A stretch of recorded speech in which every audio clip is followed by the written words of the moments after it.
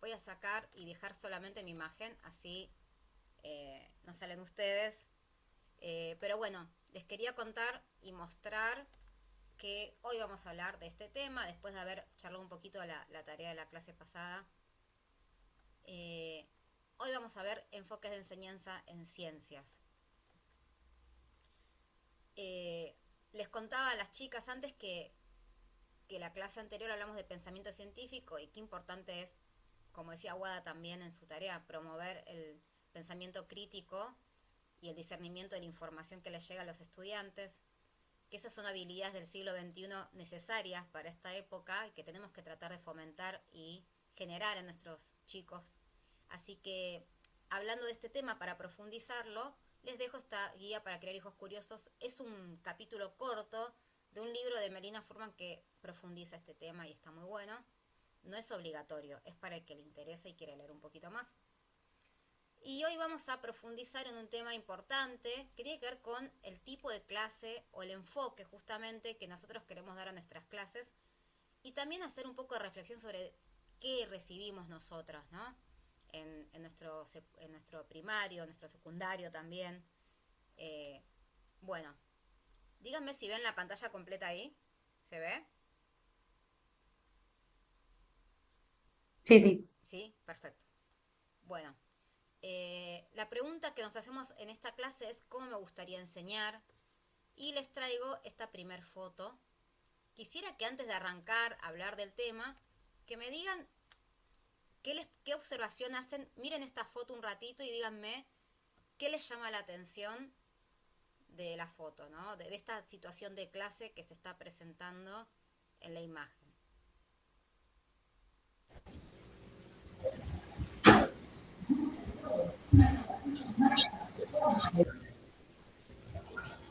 Si tenemos que describirla, ¿qué podemos decir? ¿Qué ven? Y la ubicación de los chicos con respecto a la maestra y al Y al pizarrón. pizarrón. Sí. Es raro, ¿no? ¿Están como de espaldas? Sí, Sí. sí. Sí, está como de espalda. Bien. ¿Qué habrá pasado ahí? ¿Qué piensan?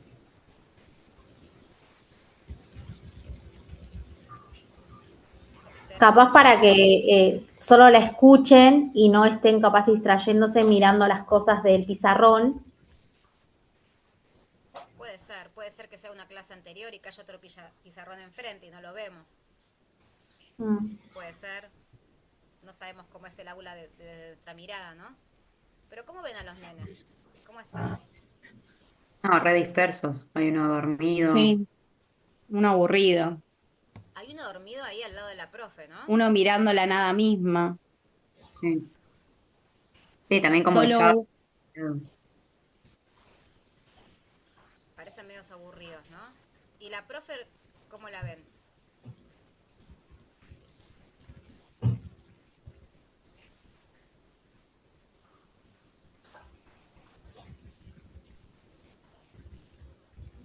¿Qué piensan de ella? De su actitud, de cómo está en la clase.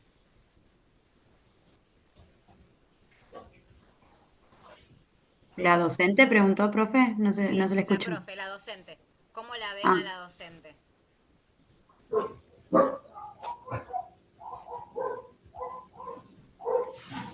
sí, como hablando así sin nada, como, Explicando el tema. Explicando el tema a ella, ¿no? Quisiera que Sí, hagamos foco en que parece que los chicos, los que están anotando, están pero como de lo que escuchan de la profe. ¿Lo ven? claro. Bien, bueno. Esto que estamos viendo acá suele ser lo más común y tradicional de una clase de ciencias, donde antiguamente el profe hablaba, eh, dictaba incluso, anotaba en el pizarrón, copiaban y seguía hablando, ¿no? Pregunto, ¿ustedes tienen experiencia de haber vivido una clase así en su secundario, en su primario? ¿Qué recuerdan? ¿O eran distintas las clases? no, yo recuerdo una clase más bien así, como que el docente daba el saber o la clase y el resto escuchaba.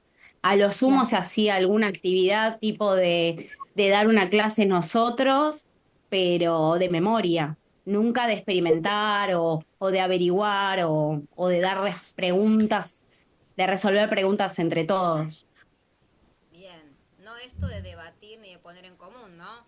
Más una clase donde el estudiante es el receptor y el emisor, el que tiene el conocimiento es el docente. Bueno, este enfoque tiene un nombre y ya lo vamos a colocar el nombre, pero antes quería que leyéramos esta, esta idea de, este es un ejemplo del texto que tienen para hoy, que es el capítulo 2 de la enseñanza de las ciencias naturales de Melina Furman. ¿Quién se anima a leer un poquito lo que dice del escenario de clase? A ver.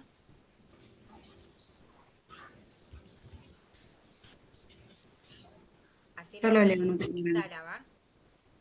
Es una clase de sexto grado. En el pizarrón se lee el título de la unidad didáctica que los alumnos están por comenzar. Soluciones y solubilidad. La docente comienza la clase con una pregunta. ¿Qué piensan ustedes que es una solución? Los niños dicen cosas diversas, en su gran mayoría diferentes a lo esperado por la docente. Un alumno responde, ¿es algo como lo que aprendimos de mezclas el año pasado? La docente asiente satisfecha y escribe en el pizarrón, solución, dos puntos, mezcla homogénea, una sola fase, compuesta por dos o más sustancias llamadas soluto y solvente. La docente lee la definición en voz alta y repasa la idea de mezcla homogénea. Luego continúa. ¿Qué es un soluto? Los componentes que están en menor proporción en la mezcla. El solvente es el que está en mayor proporción, generalmente es un líquido. Por ejemplo, se dice que el agua es un solvente universal porque disuelve muchas cosas. Copiemos todo esto en el pizarrón. Luego de que todos hayan copiado las definiciones, la docente da algunos ejemplos de soluciones: café con leche, agua con azúcar, agua con alcohol. En cada uno identifica el soluto y el solvente. Les pide a los alumnos que den otros ejemplos. Algunos contestan correctamente, la docente copia todos los ejemplos en el pizarrón. De tarea les pide que traigan nuevos ejemplos de soluciones que encuentran en la vida cotidiana, al menos 3 de cada uno. ¿Y qué será entonces la solubilidad? Repregunta la docente. Los niños parecen haberse quedado mudos. La solubilidad es la cantidad de soluto que puede disolverse en un solvente. Dado, dice ahí. No. Cuando más soluto se puede disolver, más solubilidad tiene. También pasa que al aumentar la temperatura, la solubilidad aumenta, como cuando caliento el café con leche y le puedo agregar más azúcar. ¿Entendieron? Copiemos todo esto en la carpeta. Bueno, muy bien. Tratemos de analizar esta clase, obvio, sin tratar mal a la docente, que le puso toda la garra, ¿no? Porque ella está tratando de enseñar, se nota que tiene ganas, ¿no? De que sus estudiantes aprendan. El tema que ella pensó, ¿no? Los objetivos que se puso. Pero analicemos un poquito cómo ven que es esta clase en cuanto al rol de la docente, al rol de los chicos. ¿Qué les parece? En cuanto a los alumnos, como pasivos, como que el rol activo es el del docente y los alumnos por no saber, responde la docente sin dar una espera, ¿no? Para que puedan dar alguna respuesta. Muy bien. Ella es el rol activo lo tiene más la docente, ¿no? Y en cuanto al conocimiento, ¿qué les parece? ¿Cómo es la ciencia que ella piensa? ¿Piensa como producto? ¿Piensa como proceso? Lo que charlamos en la clase anterior de la ciencia como producto y proceso. ¿Qué les parece que está... ¿Qué concepto tiene ella de la ciencia? Y como producto. ¿Por qué? Guada, ¿qué pensás? ¿Por qué será? Y porque pregunta y dice, pero no deja, bueno, no sé, cuando dice que es soluto ya da la respuesta. Y siento que este tema como que se podría evaluar por el proceso de cómo llegas a todo lo que es mezcla homogénea y todo eso. Bien, está claro que si vos un chico de 11 años, sexto grado, le decís, el soluto es tal cosa, seguramente no tiene idea de qué le estás hablando. Mm, Todos lo piensan, sí. es bastante Sí. fuerte. Es fuerte porque está claro que un chico de 11 años no tiene ninguna interacción previa con este tipo de conceptos, ¿no? Entonces, eh, vamos a ir un poquito analizándolo acá en el primer ejemplo, pensando cosas a favor de esta docente. Primero, buscó un ejemplo de la vida real. Pero, ¿cuál es el error? Y esto que hablamos de los términos, ¿no?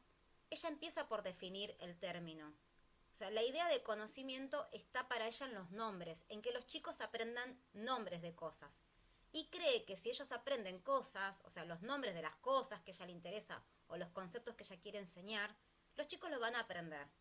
Y esa es una idea muy generalizada en el enfoque que vamos a ver que se llama transmisivo, que era el que capaz recibimos nosotras cuando nos enseñaban, y que hoy en día hay muchas ganas de cambiarlo, pero en algunas situaciones se sigue implementando esta forma de enseñanza, ¿no? Esto lo que hace es empezar por la terminología. Empiezan por el nombre y después enseñan el concepto. Y quizás enseñan alguna experiencia sobre ese concepto. Vamos a ver más adelante que la idea es dar vuelta a la clase. ¿Cómo sería dar vuelta a esta clase? ¿Qué les parece? Y lo que hablábamos la otra vez con Nati de hacer una pregunta disparadora, una hipótesis, y desde eso generar la duda y empezar a buscar como eh, experimentos o formas de avalar esa teoría o dar una respuesta a esa hipótesis. Muy bien, Sí, o incluso con el café con leche que lo menciona, eso tranquilamente podés hacerlo, por ejemplo, en el comedor y puedes preguntar qué pasó con el café, por qué ahora es distinto, o el Claro, pueden azúcar, ¿a poner dónde fue? azúcar y ver si sigue, si Claro. la ven o no. O sea, se puede empezar desde otro lugar, ¿no? Bueno, este modelo se llama transmisivo porque apunta a eso, a lo memorístico, como decía una de las compañeras, ¿no? A aprender de memoria términos, palabras, conceptos. Y se asume que el conocimiento es verdadero absoluto y es el que tiene el docente, ¿no? El rol del alumno es súper pasivo, solamente escucha y escribe lo que se le dicta en el pizarrón o lo que se le está, bueno, lo que se le dicta o lo que se le escribe en el pizarrón, y se da información, pero fíjense que se está enseñando la ciencia más como producto, como decía Wada, y no como proceso, porque acá las competencias científicas brillan por su ausencia, como verán, ¿no? Nada de experimentar, nada de, no sé, de observar ni siquiera, ¿no? De describir, porque podríamos hacer eso, llevarlas al comedor y que observen qué pasa cuando le coloco azúcar al café con leche, al té. Bueno, este es el modelo transmisivo. Vamos a ir a una segunda clase. ¿Quién se anima a leer esta? En 2 minutos se nos va a cortar. Lo que yo les propongo es cortemos ahora y les mando el link al WhatsApp y entramos al Meet. Les cuento un poco más y ya vamos cerrando la clase. ¿Les parece?